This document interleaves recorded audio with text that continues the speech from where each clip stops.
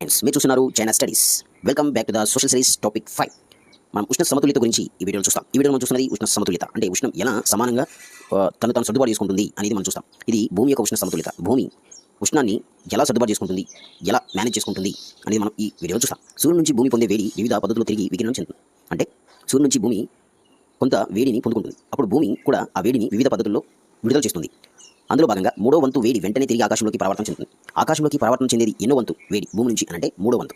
ఇంకా మిగిలినది ఉంటుందిగా, మిగిలినది ముందుగా భూమిని వేడెక్కించి తర్వాత వాతావరణాన్ని వేడెక్కించడం ద్వారా తిరిగి ఆకాశంలోకి వెళ్ళిపోతుంది. ఇంకా మిగిలిన వేడి ఏం చేస్తుందంటే భూమిని వేడెక్కిస్తుంది, భూమిని వేడి చేస్తుంది, తర్వాత వాతావరణాన్ని వేడెక్కిస్తుంది.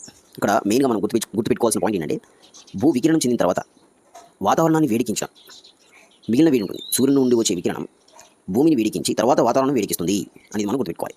సూర్యుని నుంచి వికిరణమయ్యే ఈ మొత్తం వేడిమి ముఖ్యమైనదని మనం గుర్తుంచుకోవాలి. సూర్యుని నుండి వచ్చే వేడిమి, సూర్యుని నుంచి వచ్చే సూర్యకిరణాలు ఈ మొత్తం వేడిమి తిరిగి పూర్తిగా వికిరణం చెందకపోతే భూమి మీద ఉండిపోయే వేడిమి రోజు రోజుకి పెరుగుతూ భూగోళం మరింత వేడెక్కుతూ ఉంటుంది. సూర్యుని నుంచి ఎంతైతే భూమి గ్రహిస్తుందో ఆ వేడిని మొత్తం భూమి వికిరణం చెందించకపోతే అది రోజు రోజుకు పెరిగిపోయి భూమి మరింత వేడెక్కుతుంది.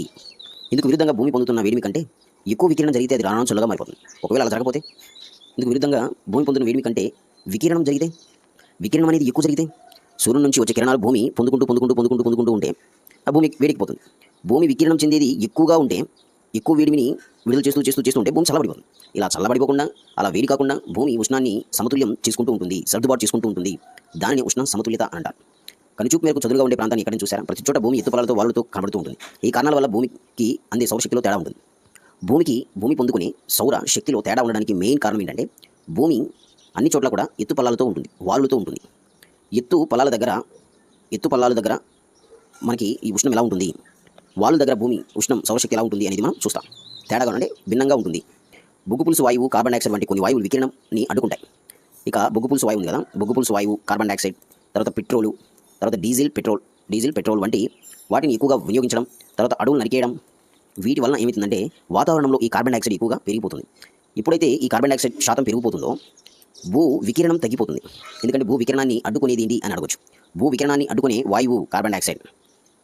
దీనివల్ల ఏమవుతుందంటే ప్రపంచం భూగోళం మొత్తం వేడెక్కిపోతుంది. సో ఈ విషయాలు మనం ఈ వీడియోలో చూసాం ఫ్రెండ్స్. ఏంటి ఉష్ణ సమతుల్యత? సూర్యుడి నుంచి వచ్చే సౌరశక్తి భూమి ఎంత కావాలో అంత గ్రహిస్తుంది. తాను గ్రహించిన ఉష్ణాన్ని మిగిలిన ఉష్ణాన్ని వికిరణం చెందుతుంది. అలా గ్రహిస్తూనే ఉంటే భూమి వేడెక్కిపోతుంది. అలా వేడెక్కకుండా కొంత ఉష్ణాన్ని ఏం చేస్తుందంటే భూ వికిరణం చెందుతుంది. అంటే వికిరణం అంటే విడుదల చేస్తుంది. భూ వికిరణమే జరుగుతూ ఉంటే భూ వికిరణం ఎక్కువైతే అప్పుడు భూమి చల్లగా మారిపోతుంది. అప్పుడు కూడా ప్రాబ్లమే. అందుకని ఎంత వికిరణం చెందించాలో అంత మాత్రమే వికిరణం చెందిస్తుంది. ఇలా వికిరణం జరగకపోతే భూమి ఏమవుతుంది? వేడెక్కిపోతుంది. ఇలా భూ వికిరణాన్ని అడ్డుకునే వాయువు ఏంటంటే కార్బన్ డైఆక్సైడ్. మనం భూ వికిరణాన్ని అడ్డుకునేది డీజిలు, పెట్రోలు, తర్వాత అడవులు నరికేయడం వల్ల ఇవన్నీ కూడా వాతావరణంలో ఉన్న